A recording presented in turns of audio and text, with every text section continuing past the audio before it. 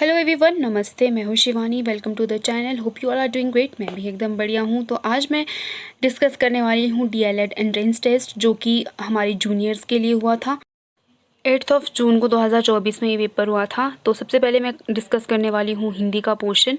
तो सबसे पहला क्वेश्चन आता है, सुरेश प्रतिदिन स्कूल जाता है, अवयव छांटिए।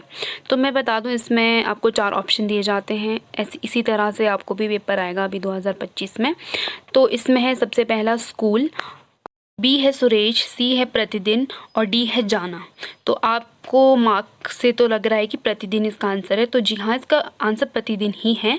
तो मैं बता देती हूँ, इसके साथ मैं क्लियर भी कर लेती हूँ बेसिक कि अवयव को किस तरह से आपने पहचानना है। तो मैं सबसे पहले बता दूं, जिसमें यथा, प्रति, अनु मतलब संयोजक चिन्ह हो, मतलब जिसमें लगे कि कुछ ना कुछ किसी शब्द में आगे कुछ जुड़ा हुआ है। तो शब्द के आगे इस तरह के जो शब्द अगर जुड़े होते हैं तो वो अवयव होते हैं। तो हो सकता है कि कोई और शब्द आ जाए ताकि आपको समझने में ईजी हो कि अवयव शब्द किस तरह के होते हैं। तो इसका जो आंसर होगा वो आंसर इसका सी होगा, करेक्ट, प्रतिदिन। अब आता है सेकंड क्वेश्चन, अंबर का अनेकार्थी शब्द नहीं है। तो सबसे पहले तो आपको क्वेश्चन ढंग से पढ़ना है, क्योंकि हम क्या करते हैं, जल्दबाजी में हम क्वेश्चन को ढंग से नहीं पढ़ते हैं। तो नहीं मतलब कि बाकी जो ऑप्शन है वो इसके पर्यायवाची हैं। इसमें एक ऐसा शब्द है जो इसका पर्यायवाची नहीं है। तो आपको ऑप्शंस ढंग से पढ़ने हैं। तो सबसे पहले आता है आपका ऑप्शन ए। ऑप्शन ए है छाया, एंड बी ऑप्शन है वस्त्र, सी है आकाश और डी है कपास। तो बी, सी और डी ये तीनों इसके अनेकार्थी शब्द हैं, लेकिन जो छाया है वो अंबर का अनेकार्थी शब्द नहीं है। अनेकार्थी का अर्थ वैसे पर्यायवाची शब्द भी होता है, एक ही मतलब होता है इसका। तो इसका ए ऑप्शन सही रहेगा। अब क्वेश्चन नंबर 3, अनिश्चयवाचक सर्वनाम का उदाहरण है। अनिश्चयवाचक का अर्थ होता है जिसका हमें निश्चित मतलब एग्जैक्ट हमें पता नहीं होता है। मतलब जैसे ये है कौन, मतलब ये तो पहले ही बता रहा है कि किसी, मतलब बी आप, डी हम। तो मतलब इसका आंसर जो होगा सी होगा, कुछ। यानी जिसका कुछ मतलब हमने एग्जैक्ट नहीं पता है कि एग्जैक्ट जिसको हम डिफाइन नहीं कर सकते एग्जैक्टली, तो वो इसका आंसर होगा, यानी कि कुछ। अब आता है फोर्थ क्वेश्चन, नमक हलाल होना मुहावरे का अर्थ बताइए। तो इसका जो अर्थ है, इसका जो सही आंसर है वो है सी, कृतज्ञ होना। अब बारी आती है क्वेश्चन नंबर 5 की, शीला ने सेब खाया, क्रिया का भेद बताएं।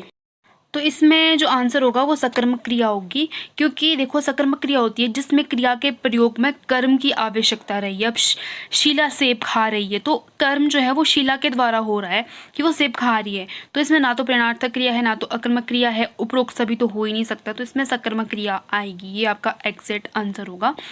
तो अब क्वेश्चन नंबर 6 है, भाषा का मूल रूप डैश है। तो मैं इसमें मतलब कंफ्यूज हूँ थोड़ी, तो आप इसका आंसर खुद ही मतलब ले, क्योंकि इसमें देखो ना, सांकेतिक, लिखित, मौखिक, इनमें से कोई नहीं। तो ए और बी तो हो ही नहीं सकते, सी और डी दोनों में से कोई एक हो सकता है, but I am not sure. तो मैं चाहती हूँ आप लोग इसका आंसर बताएं।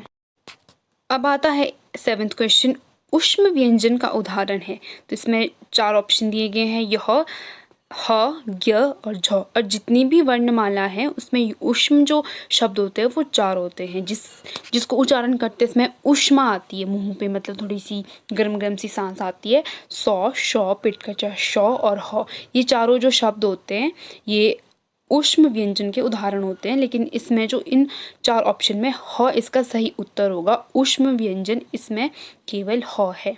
तो अब आता है आपका 8th क्वेश्चन, व्यंजन के साथ स्वर जिस रूप में मिला होता है उसे स्वर की डैश कहते हैं। तो इसका सही उत्तर है मात्रा, क्योंकि क्रिया, संज्ञा, विशेषण ये 3 नहीं होंगे। इन तीनों के डेफिनेशंस अलग होती हैं। तो आपको थोड़ा सा मतलब एलिमिनेशन मेथड भी लगाना है। ऑप्शंस को देख के भी कई बार आंसर पता चल जाते हैं, क्योंकि क्रिया की डेफिनेशन कुछ और होती है, संज्ञा की कुछ और होती है, विशेषण की कुछ और होती है। तो इसमें बच गया मात्रा, तो इसका सही उत्तर होगा मात्रा। अब आता है प्रश्न 9, शुद्ध शब्द छांटिए। तो इसमें सारे के सारे जो मतलब 4 ऑप्शंस दिए हैं, इसमें 3 जो हैं वो गलत होंगे और एक सही होगा। तो आप देख सकते हैं, इसकी आपको प्रैक्टिस कर लेनी है, मतलब देख लेने हैं जो कठिन कठिन शब्द होते हैं। जैसे ए है दीपावली, बी है निरोग, सी है श्रीमती और डी है कवियत्री। तो इसका जो डी ऑप्शन है वो सही है, तो आपको एक बार इसकी प्रैक्टिस कर लेनी है। कई बार क्या होता है ना कि कुछ चीज़ें कुछ किताबों में अलग तरह से लिखी जाती हैं और कुछ किताबों में अलग तरह से लिखी जाती है, तो आपको एक बार देख लेना है, मतलब एग्जैक्टली NCERT के बेस पर कि किस शब्दों को किस तरह से लिखा जाता है, क्योंकि HP बोस जो है वो NCERT को लेकर चलता है, तो वो जो जिस तरह NCERT की बुक में लिखा जाता है वही सही होता है। तो अलग अलग किताबों में अलग अलग तरह से लिखा जाता है, तो आपको एक बार ये सब चेक कर लेना है। अब आता है 10th, ड़ का उच्चारण स्थान। आपको एक बार ये प्रैक्टिस कर लेना है। ये वाला इस तरह के क्वेश्चन ज़रूर आते हैं पेपर में, तो इसका जो उच्चारण स्थान है वो कंठ होगा। तो हर तरह के शब्दों को आपने एक बार पढ़ लेना है, क्योंकि यहाँ से क्वेश्चन आएगा ही, आप पेपर में देखोगे तो यहाँ से क्वेश्चन आता ही है। और अब है 11th क्वेश्चन, शची जमा इंद्र की संधि है। क आएगा शची इंद्र, बी सचिंद्र, सचियंद्र, डी सचिंद्र।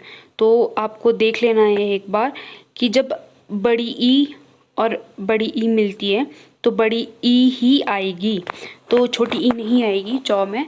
तो आपको एक बार ये चेक कर लेना है। और ये जो शब्द हैं ये दीर्घ संधि का शब्द है, तो समास आपको अच्छे से पढ़ लेने हैं, संधि आपको अच्छे से पढ़ लेनी है। आपको मैंने पहले भी बताया था कि आपको क्लियर आउट होना चाहिए। अब आता है 12th क्वेश्चन। तो 12th क्वेश्चन में है योगरूढ़ शब्द छांटिए। तो इसमें है 4 ऑप्शन, ए है टिकट घर, बी है गाड़ी, सी है पुस्तकालय, डी है लंबोदर। तो योगरूढ़ का अर्थ होता है जिस शब्द में एक अलग मीनिंग हो, मतलब कि शब्द है लेकिन उसका अर्थ कुछ और ही निकले। यानी जैसे ए है टिकट घर, तो ऑब्वियसली बात है टिकट जो टिकट वाला घर होता है, टिकट का घर होता है जहाँ पे टिकट्स वगैरह प्रोवाइड होते हैं। बी गाड़ी, सी पुस्तकालय जहाँ पुस्तकें होती है। लेकिन जो डी है लंबोदर, इसका अर्थ होता है गणेश। तो शब्द कुछ और है, शब्द कुछ और बता रहा है लेकिन अर्थ कुछ और है। तो आपको योगरूढ़ ये सारी चीज़ें आपको पढ़ लेनी है। आपको जब मैंने सिलेबस डिस्कस किया था तो तब मैंने सारी चीज़ें बताई थी। तो डी इसका सही आंसर होगा लंबोदर।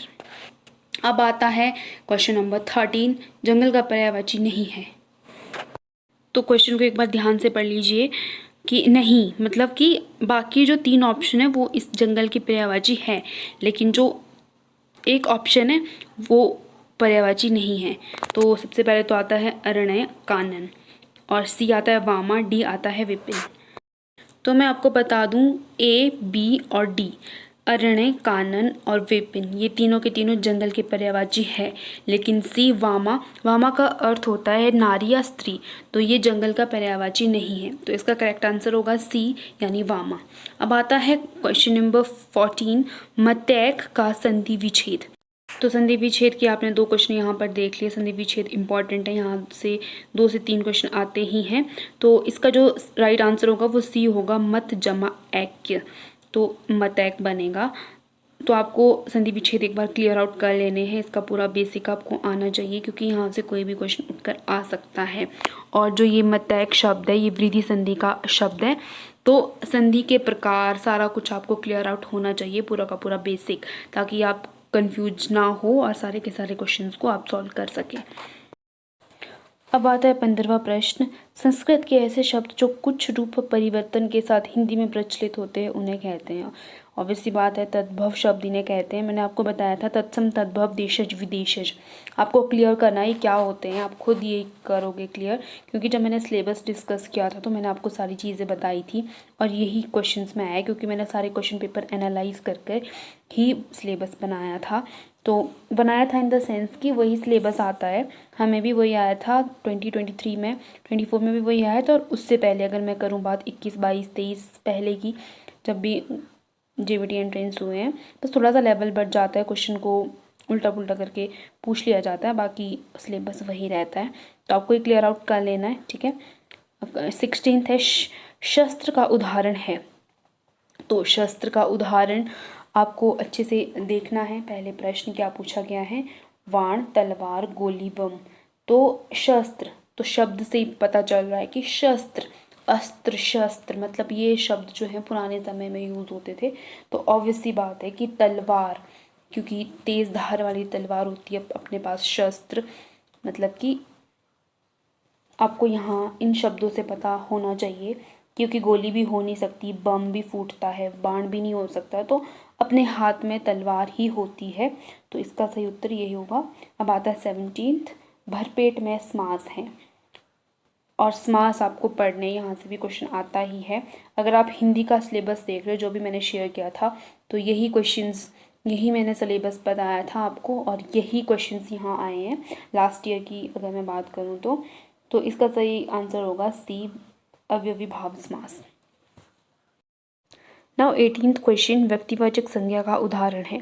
तो संज्ञा यानी कि नाउन हम बचपन से लेकर पढ़ते आ रहे हैं, तो एक बार पेपर से पहले आपको थोड़ा सा क्लियर कर लेना है कि संज्ञा और उसके प्रकार और इसके एग्जाम्पल्स आ जाते हैं, जैसे कि आप सामने देख भी रहे हो। तो व्यक्तिवाचक संज्ञा इसमें गंगा ही होगा। एंड 19th क्वेश्चन, राम बड़ा सुंदर है, मैं बड़ा क्या है। तो राम बड़ा सुंदर है। तो अगर मैं बताऊं कि जो संज्ञा और सर्वनाम की विशेषता बताता है उसे विशेषण कहते हैं। तो राम तो संज्ञा हो गया और बड़ा यानी कि ये किसी संज्ञा की विशेषता बता रहा है, मतलब राम बड़ा, मतलब बहुत अच्छे तरीके से उसको बता रहा है कि राम बड़ा सुंदर है। तो ये जो बड़ा होगा ये विशेषण होगा, क्योंकि आपको एक बार डेफिनेशन अच्छे से याद कर लेनी है। अगर आपको डेफिनेशन याद है, बेसिक आपको आता है, तो आपको, मुझे नहीं लगता है कि आंसर करने में कुछ भी प्रॉब्लम होगी। तो 20th क्वेश्चन, वे चम्मच से खाना खाते हैं, कौन सा कारक है। तो मैंने बताया था आपको जब मैंने सिलेबस डिस्कस किया था कि कारक पढ़ लेने हैं, क्योंकि कारक से कोई ना कोई क्वेश्चन आता ही है। तो अब इसके ऑप्शंस देख लेंगे। ए अपदान कारक, बी कर्ण कारक, सी अधिकरण कारक, डी कर्म कारक। ऑब्वियसली बात है इसका आंसर जो है वो बी होगा, कर्ण कारक। तो 11th है, सभी प्रकार के साधारण वाक्य के अंत में क्या चिन्ह लगाया जाता है। तो आपको पता होगा जब आप लिखते हो, आपका जब कोई भी वाक्य या सेंटेंस कंप्लीट हो जाता है तो आप पूर्ण विराम ही लगाते हो। तो ये भी आपको एक बार पढ़ लेना है। और मैंने ये सारी चीज़ें, सारी की सारी चीज़ें मैंने आप सभी के साथ सिलेबस में डिस्कस की है। तो अगर आपने वो वीडियो नहीं देखा तो जाकर वो वीडियो देख लीजिए। तो जो भी चीज़ें यहाँ पर आ रही है सारे का सारा मैंने बताया है। अब आता है आपका 22nd क्वेश्चन, सिर देना मुहावरे का अर्थ है। तो इसका आंसर होगा बलिदान देना। सहायता करना तो हो नहीं सकता, नष्ट हो जाना ये भी नहीं हो सकता, हैरान होना ये भी नहीं हो सकता। तो इसका जो आंसर है वो ए है, बलिदान देना। तो आप ऐसे याद रख सकते हो, सिर देना, जब हम बलि देते हैं, मतलब बलि जैसे पहले टाइम पे करते थे तो सिर कलम कर देते थे। तो यहाँ से आपको ये याद रखना है, एक तरह का ट्रिक है, आप इसको नेगेटिव वे में मत ले जाना। अब है 23rd क्वेश्चन, उग्र का विलोम शब्द क्या है। तो सबसे पहले तो आपको पता होना चाहिए कि उग्र का अर्थ क्या होगा। तो उग्र का अर्थ होता है बिल्कुल शांत, काल्म। तो अगर मैं बताऊं आपको कि इसके अलावा जो 3 शब्द हैं, शांत, न्यून, अग्रसर, तो ये तीनों के तीनों उग्र के पर्यायवाची शब्द है, यानी कि इसके अनेकार्थक शब्द है। तो इसमें से एक जो इसका उल्टा होगा वो है ए, यानी कि तेज। तो इसके बाद आता है आपका 24th क्वेश्चन, आ उपसर्ग का उदाहरण नहीं है। तो नहीं है, ये क्वेश्चन आपको अच्छे से देख लेना है, क्योंकि इस तरह के क्वेश्चन कन्फ्यूजन क्रिएट करते हैं जब पेपर आप सॉल्व कर रहे होते हो। तो इसमें ऑप्शंस दिए हैं, आमरण, आजन्म, आसमान, आकलन। तो इसका जो सही आंसर है, जो इसका उदाहरण नहीं है, तो इसका उपसर्ग और प्रत्यय आपको पढ़ लेने हैं। तो आसमान जो है ये अलग से शब्द है, ये अलग से जुड़ा हुआ नहीं है, मतलब समान के आगे आ हो सकता है, बट आसमान जो है वो अलग शब्द हैं। तो उपसर्ग जो है, उपसर्ग होता है जैसे शब्दों के आगे जो कनेक्ट होता है, मतलब जैसे आमरण, आजन्म, आकलन। तो आसमान अलग से शब्द है, तो इसका जो सही आंसर होगा, जो उपसर्ग का उदाहरण नहीं है, वो है सी। तो 25th क्वेश्चन है, अंडरटेकिंग का हिंदीकृत रूप है, मतलब हिंदी में इसको ट्रांसलेट करना है। तो इसका सही आंसर जो होगा वो ए होगा, उपक्रम। तो अभिरक्षा, प्रतिपूर्ति, प्रभाग ये नहीं होंगे। अभिरक्षा शायद होता है, जहाँ तक मुझे पता है कस्टडी होता है, और प्रतिपूर्ति होता है कंपेंशन, और प्रभाग होता है डिवीजन। तो आई होप आप सभी लोगों को ये वीडियो अच्छा लगा हो, क्योंकि 25 क्वेश्चंस जो हैं वो आते हैं JBT एंट्रेंस में, 25 नंबर की हिंदी, हर तरह से 4 चीज़ें आती हैं, आपको पता ही होगा। तो जो ये है 2024 का ये पेपर है जो हमारे जूनियर्स को आया था।